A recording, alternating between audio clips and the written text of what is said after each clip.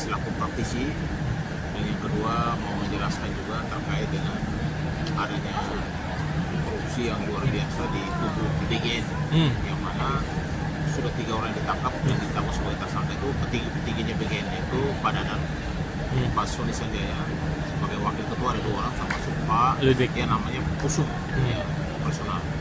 Jadi ini menunjukkan bahwa ternyata proyek strategis ini akhirnya dikhianati oleh para pengurus MBG itu sendiri.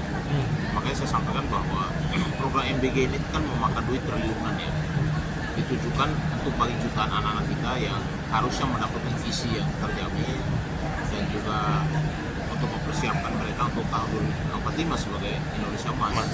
Tapi ternyata kepercayaan oleh pemerintah dan negara tersebut disalahgunakan untuk memperkaya diri sendiri. Dan kita apresiasi ya kepada Kejaksaan Agung yang sudah berani bertindak dan sudah menangkap para petinggi BGN tersebut dan sudah ditetapkan sebagai tersangka dan sudah ditahan. Perlu saya jelaskan bahwa di dalam program BGN ini saya dari awal sudah curiga ya bahwa ini program tidak transparan. Banyak juga ya struktur dan tata kelola yang menurut saya sangat buruk dan pengelolaan yang tidak transparan dan semuanya tergesa-gesa, ya, sehingga aturan teknisnya tidak matang dalam pelaksanaan di lapangan tersebut. Dan juga contoh adanya ya penunjukan contoh pelaksana atau SPPG-nya juga tidak transparan, bahkan terafiliasi dengan juga ada di partai politik, anggota dewan, pejabat dan lain sebagainya, sehingga muncul adanya juga pengelembungan barang dan jasa yang sudah ditemui ya oleh pihak Kejaksaan Agung. Dan di sini juga saya nyoroti juga terkait dengan lemahnya pengawasan terhadap pelaksanaan MBG tersebut.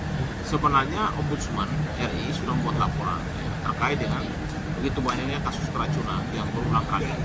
Dan yang berikut lagi juga karena keterlambatan pembayaran terhadap mitra lapangan, mitra kerja bersama itu loh. Jadi anggaran triliunan rupiah ini ternyata dalam pelaksanaannya tidak merata dan kualitasnya dipertanyakan. Gitu. Nah, ini jadi persoalan karena transaksinya ini cukup besar. Dokumentasi juga tidak ada gitu. Dan tidak lengkap, dan bagaimana pertanggungjawabannya? Makanya setelah 3 orang petinggi BGN ditetapkan sebagai tersangka, salah satunya adalah Soni Sanjaya mengajukan diri sebagai justice kolaborator. Boleh saja. Yang penting memenuhi syarat ya. Saya juga tidak mau nanti seorang Soni Sanjaya mengajukan diri sebagai justice kolaborator, tapi justru dia mau menghindari dari hukuman berat ya. Sebenarnya Soni Sanjaya itu kan sebagai seorang petinggi di BGN tahulah siapa saja yang bermain di dalam BGN tersebut, tapi dia jangan sampai jadi pelaku utama. Nggak boleh, syarat-syaratnya harus terpenuhi dulu. Yang berikut, pertanyaan saya, kenapa tiba-tiba Soni Sanjaya mau menjadi justice kolaborator? Apakah benar dia mau mengungkap kebenaran yang ada di situ, ataukah hanya menghindari hukuman berat? Ini pertanyaan saya, dan menurut saya bahwa korupsi memang tidak boleh dibiarkan, apapun itu ya. Saya yakin sekali bahwa seorang Soni Sanjaya sebagai wakil operasional di BGN, dia tentunya memiliki akses penuh ya terkait dengan siapa saja yang menikmati hasil kejahatan tersebut. Yang berikut juga bahwa ketika dia juga memberikan keterangan, harus juga membuktikan apakah dia mampu untuk mengungkap aktor-aktor di luar daripada 3 tersangka ini, ya kan? Makanya permohonan JC itu akan dipertimbangkan karena JC itu kan dibawa langsung oleh LPSK, lembaga perlindungan saksi dan korban, dan juga dibawa otomatis penyidiknya kan Kejaksaan Agung ya. Yang berikut juga apakah dengan JC si Soni Sanjaya bisa membuka semuanya, karena JC itu kan biasanya kan orang mau menghindari hukum, yang kedua meminta keringanan. Ini yang harus menurut saya LPSK dan Kejaksaan Agung harus benar-benar melakukan investigasi yang mendalam, apa layak seorang Soni Sanjaya menjadi JC itu, karena ini menyangkut pemulihan uang keuangan negara yang begitu banyak yang dicuri ya oleh oknum-oknum ini. Bahkan Kejaksaan Agung, kepolisian, KPK juga sudah turun menelusuri anggaran MBG yang mungkin triliunan juga lenyap gitu loh di tangan orang-orang yang tidak bertanggung jawab. Sebenarnya kalau bicara tentang JC Soni Sanjaya, sebenarnya ada positifnya juga selama dia bukan pelaku utama. Contoh ya, dia juga menjadi alat yang sangat efektif untuk membuka atau melacak aset-aset yang disembunyikan oleh para pelaku. Dia tahu dong, orang-orangnya kan dia kenal ya. Yang kedua juga soal masalah kepercayaan masyarakat terhadap program strategis pemerintah Pak Prabowo ini. Saya terus terang sangat setuju soal masalah MBG ini karena banyak memberi manfaat bagi generasi kita. Kalian harus pahami bahwa banyak anak-anak di sekolah itu tidak makan, perlu dalam keadaan lapar, mereka dalam keadaan yang tidak siap mental, sedangkan kita persiapkan generasi muda kita untuk matang menghadapi Indonesia Emas tahun 2045 gitu loh.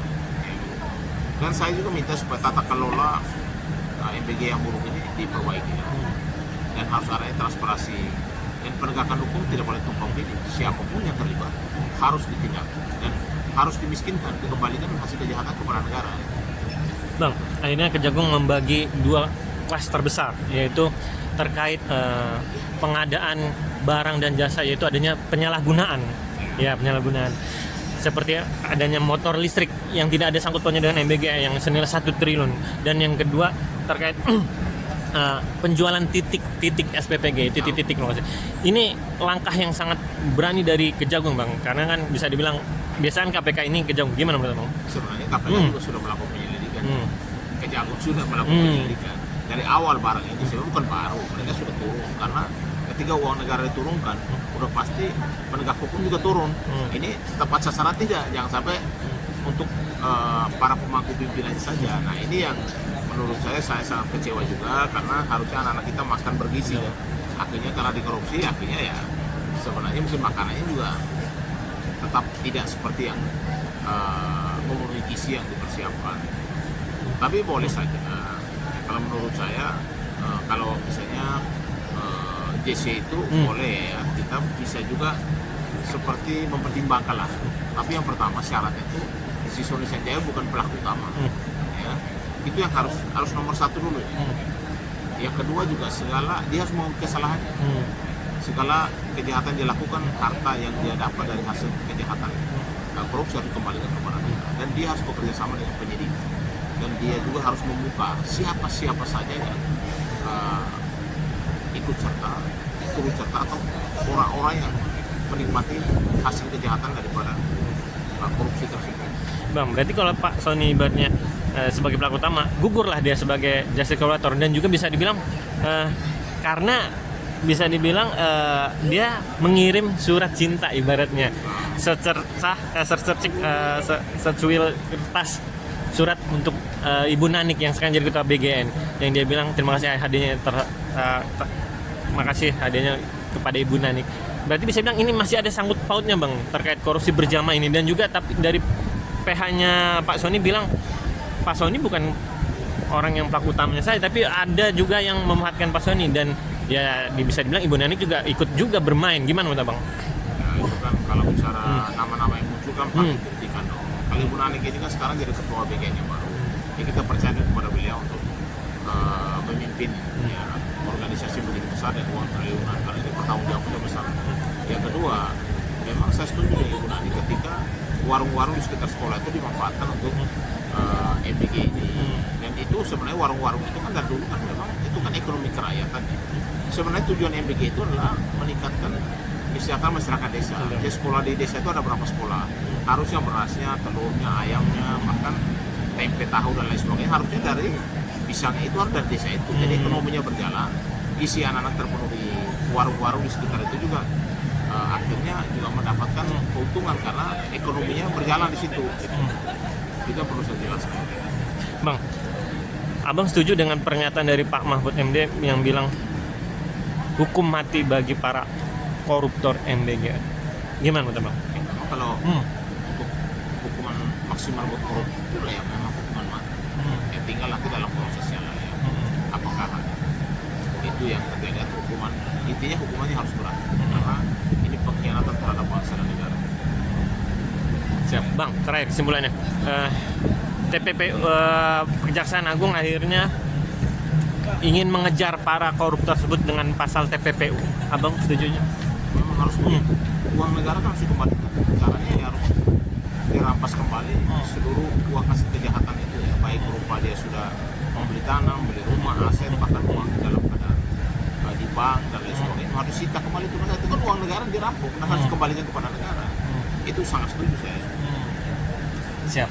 Terima kasih, Bang.